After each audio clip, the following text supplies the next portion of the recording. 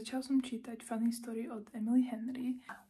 To je moja kopia, aj anotujem. Proste videli ste, že už som začala čítať vo vlaku, takže momentálne som už v polke. Asi koľko... 200 strán mám za sebou, takže som čítala aj doma. Ak neviete, tak Funny Story ide o to, že Daphne sa jej priateľ, jej fiancé, jej snúbenec sa s ňou rozíde, pretože lebo sa dal dokopy s jeho kamarátkou z detstva pár mesiacov pred ich svadbou. A Daphne sa nachádza v meste, odkiaľ pochádza jej bývalý snúbenec Peter a koľko mne pozná. A on jej povedal, že sa má vysťahovať z ich domu. Takže Daphne sa musí vysťahovať a prisťahuje sa k bývalému priateľovi Petri, čo je tá kamoška Petra, bývalého snúbenca Daphne. Strašne je to komplikované. Zatiaľ je to forced proximity a je takú deal, že budú fake datingovať, že budú spolu ako keby nereálne, aby sa snažili robiť, aby ich exes boli na nich žiarlili. A zatiaľ, akože ja som tie quotes tu, alebo proste aj ako je to relatable tým, že aké ťažké ísť akože cez breakup a čo všetko to ako obnáša. A tie quotes a proste a tá chémia medzi nimi sa to dá cítiť z tej knihy a to milujem, keď sa stane. Takže zatiaľ sa mi to veľmi páči. Budem pokračovať v tom a dám potom update. Don't let you down. You gotta stand up and fight. Got to stand up. Don't let you down. You gotta stand up and fight.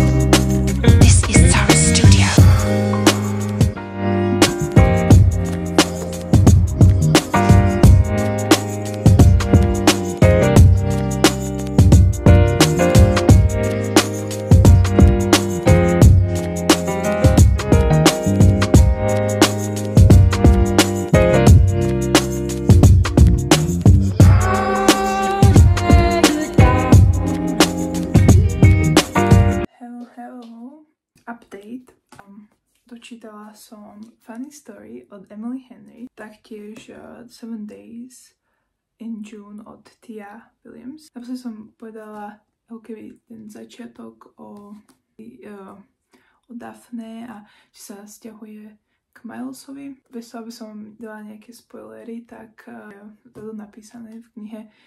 Miles a Daphne spolu teraz bývajú. Spolu majú takú dohodu, že Miles jej ukáže to ich mesičko a snaží sa, aby sa do toho mesička zamilovala aj ona, aby ho má rada a aby ho nemala len spojené s jej ex-fiancé, jej ex-snúbencom. Henry má veľmi dobré letné knihy, ale vždy majú aj, sú také aj romantické, aj vtipné, ale vždy majú aj nejakú emočnú hodnotu, človeka to vždy tak cucne a postavy sú veľmi relate. Človek sa cíti ako keby sú naozajstné postavy. V tejto knihe ako keby také subplots boli aké to je byť po rozchode, ako sa človek cíti a hlavne aj ako sa nájsť po rozchode a aj dôležitosť toho byť osobou samou seba, mať vlastné hobby a nebyť len závislý na tom človeku, s ktorým ste vo vzťahu, takže to bolo veľmi úžasné. A taktiež, keď vyšla kniha, tak rovno vyšiel aj album Taylor Swift, Tortured Points Department, čo je tiež o rozchode, takže úplne som počula ten album s tou knihou, som povedala, že oh my A proste tie quotes tu strašne relatable. Áno, to mala tie quotes tu, úplne som tú knihu proste vrelo odporúčam, dala som tomu 5 hviezdičiek a keď chcete nejakú letnú romance, ktorá je aj emocionálna, je veľmi relatable a je to akné, tak určite odporúčam si to prečítať, ako aj všetky knihy od Emily Henry. Potom som prečítala 7 Days in June od Tia Williams. Knihu momentálne nemám pri sebe. Autorku Eva Mercy a Shane Hall.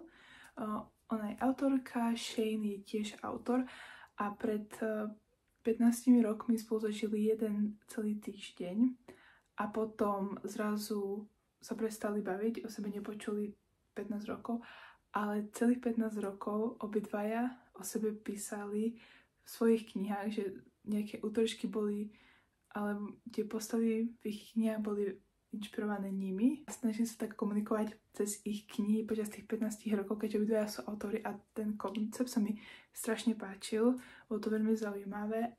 V tej knihe bolo veľa aj takých vecí na zamyslenie ohľadom aj rasizmu, keďže obidva títo autori tie postavy v tej knihe sú africko-americké. Tie témy rasizmu, ako funguje, ako keby, aký ťažké byť autorom a tie behind the scenes z toho a bolo to veľmi zaujímavé, fakt. A oni sa zase ako keby stretnú po 15 rokoch a tam sa začne znovu tá ich romance picks up, ale bolo to veľmi zaujímavé. Veľmi rýchlo som to prečítala, mala to asi 300 strán, takže to som prečítala za 2 dní, to bolo úplne rýchle. A som tomu 4 alebo 4 hviezdičky, si nepamätám. To sem napíšem. Tiež odporúčam, ale myslela som si, že to bude viacej letné a strašne rýchlo sa to zmlelo v tej knihe. Mám pocit, že to bolo dosť rýchle, keďže tu sa to ako keby zas vyriešilo v týždeň, že sa znovu stretli a prebiehalo to za týždeň. A takže mala som pocit, že to trošku rýchlo zbehlo, ale veľmi sa mi to páčilo a hlavne sa mi páčili tie iné témy, ktoré tá kniha riešila. Určite si prečítate Trigger Warnings, keďže rozpráva sa tam aj o drogách, aj o žovaní si samo sebe, takže taktiež odporúčam. Nie je to veľmi letný read, ale ak chcete prečítať nejakú knihu, ktorá vás prinúti aj rozmýšľať nad nejakými vecami, tak určite odporúčam. Let's go read another book.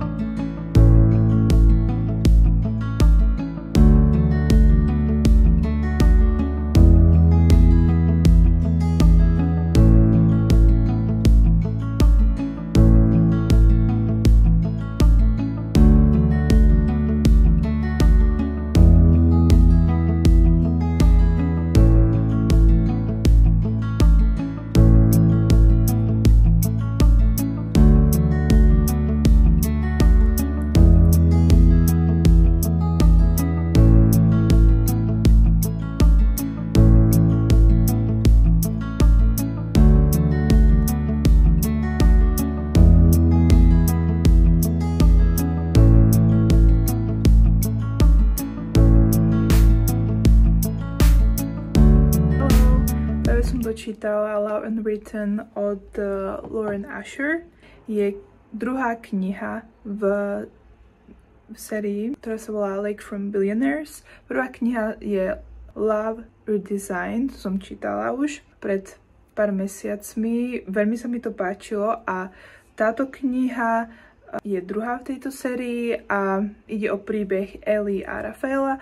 Rafael je miliardár, je single dad a Ellie je jeho sunka pre jeho syna Nika. Tá ale taktiež v minulosti písala texty pre pesničky pre spevákov. Niko má nejakú chorobu s očami, že sa jeho zrak zhoršuje, tak preto idú na dovolenku na Havaj, aby mal čo najviac spomienok. Ja musím povedať, že zo začiatku sa mi to veľmi nepáčilo, bolo to také, ten Rafael bol veľmi, on je grumpy, ale v tej knihe bol taký nepríjemný, by som povedala. Takže bol taký nepríjemný, tak to sa mi veľmi nepáčilo, ako sa správal k tej Ellie. Ona urobí jednu chybu v tej knihe a on zareaguje nepekne, takže som bola taká, to sa mi veľmi nepáči, ale potom postupne sa mi to celkom začínalo, ten príbeh, ako sa rozbehol, tak sa mi to začalo páčiť, pretože ten Rafael sa menil, aj tá Ellie sa nejako menila takú hĺbku, ale bolo to stále vtipné. Niektoré tie quotes, ten banter, hlavne s tým jeho deckom, Nickom, tak to bolo strašne funny. Dobre, dala som tomu 4 hviezdičky a určite odporúčam si prečítať túto sériu. Sa aj končí dnešné video, dúfam, že sa vám páčilo. Nezabudnite dať koment, like, odber a dúfam, že sa vidíme pri ďalšom videu. Čau!